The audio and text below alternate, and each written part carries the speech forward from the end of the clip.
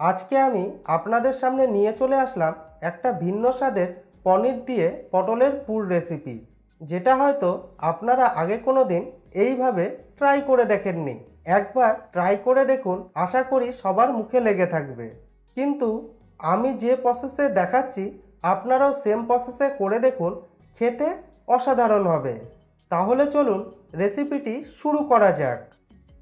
নমস্কার বন্ধুরা, আমি সুমন, তোমরা এখন দেখছো হাউস কুকিং ব্লগ। সবার প্রথমে আমি পটলগুলোকে কেটে নেব। তার জন্য আমি কিভাবে কাটতে হবে সেটা আপনাদের সামনে কেটে দেখাচ্ছি।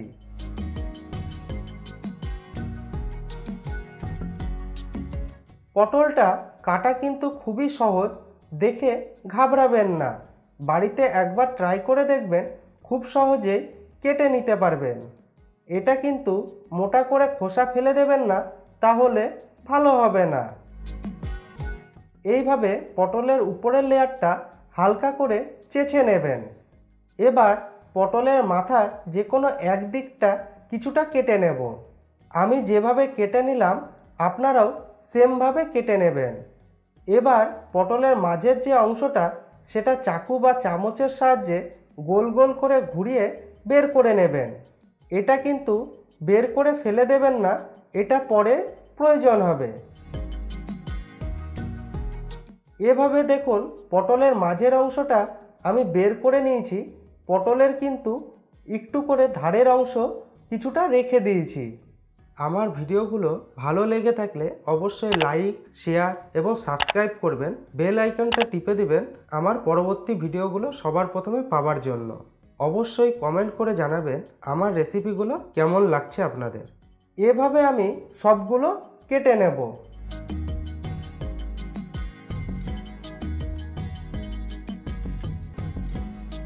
আমার সবগুলো কাটা হয়ে গেছে। এখানে দেখুন আমি পটলের যে খোসাগুলো সেটা আলাদা করে নিয়েছি, আর পটলের যে মাঝের অংশটা সেটাও আমি আলাদা করে নিয়েছি। এবার পটলের যে মাঝের অংশগুলো আমি বের করে রেখেছি সেগুলো একটা পাত্রে তুলে নেব।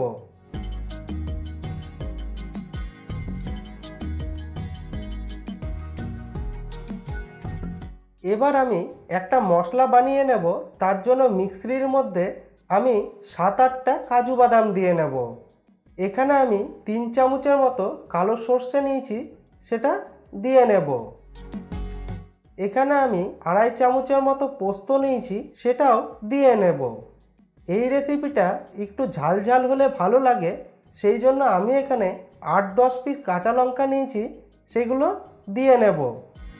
আপনারা কিন্তু আপনাদের পরিমাণ মতো ঝাল দিয়ে নেবেন। সামান্য পরিমাণে জল দিয়ে এটাকে ভালো করে পেস্ট করে নেব।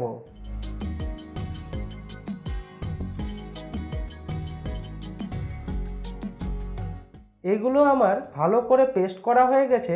এবার এর মধ্যে আমি যে পটলের মাঝের অংশটা বাটিতে তুলে রেখেছিলাম সেইগুলো দিয়ে নেব। এবার সবগুলোকে আবার ভালো করে একসঙ্গে পেস্ট করে নেব। সবার প্রথমে আমি কড়াইতে সর্ষের তেল দিয়ে নিয়েছি। এবার এর মধ্যে 100 গ্রাম পনিরকে ছোট ছোট করে পিস করে নিয়েছি, এগুলো ভেজে নেব। পনিরগুলো কিন্তু খুব ভাজার দরকার নেই, হালকা করে ভেজে নিলেই হয়ে যাবে। আমার পনিরগুলো ভাজা হয়ে গেছে। এবার এগুলোকে একটা পাত্রে তুলে নেব।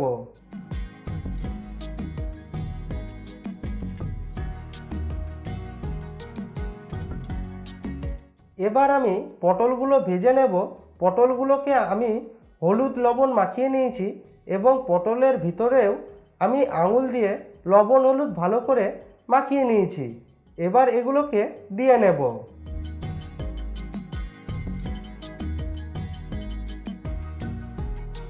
পটলগুলো কিন্তু একটু ভালোভাবে ভেজে নিতে হবে। পটলগুলো আমার ভাজা হয়ে গেছে। পটলগুলো কিন্তু এই অবস্থাতেই একটা পাত্রে তুলে নেব।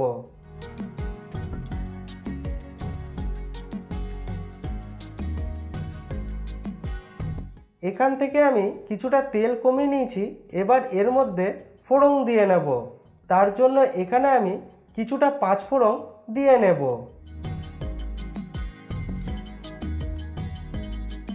ফোড়নটা দেওয়ার পরে সামান্য নেড়েচেড়ে এর মধ্যে দিয়ে নেব আমি এখানে যে মিক্সিতে মশলাটা পেস্ট করে রেখেছিলাম সেটাকে।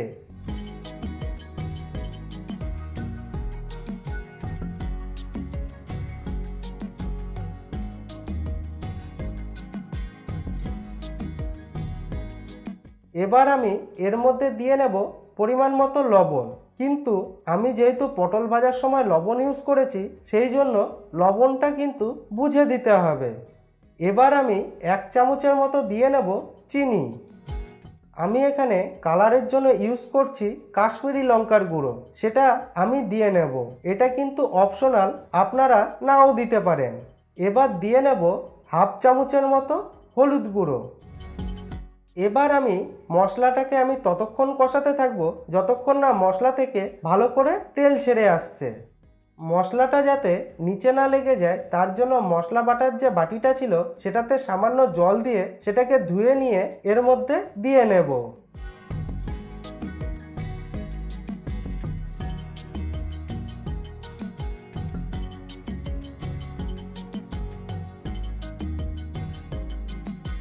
এটাকে আমি মোটামুটি 4-5 মিনিট ভালো করে কষিয়ে নিয়েছি। এবার এর মধ্যে দিয়ে নেব আমি এখানে 100 গ্রামের মতো পনিরকে গ্রেডারে গ্রেড করে নিয়েছিলাম সেটাকে।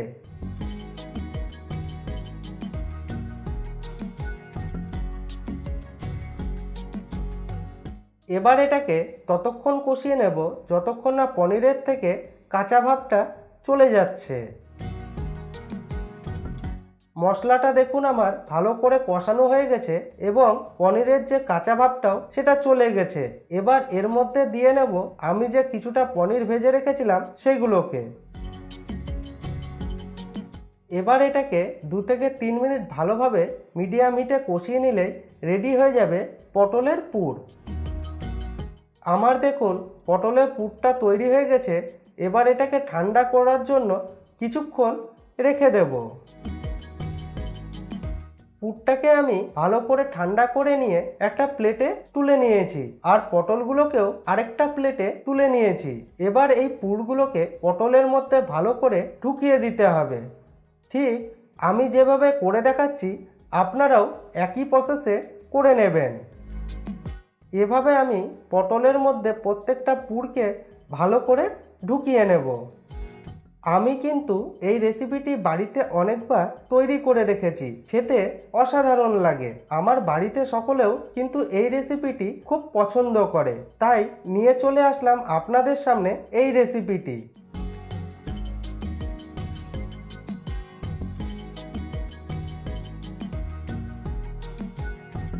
পটলের পুরগুলো দেখুন আমার পটলের মধ্যে ভালো করে ঢোকানো হয়ে গেছে।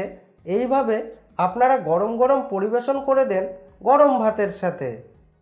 আমার পুরো ভিডিওটি দেখার জন্য আপনাদের অসংখ্য ধন্যবাদ।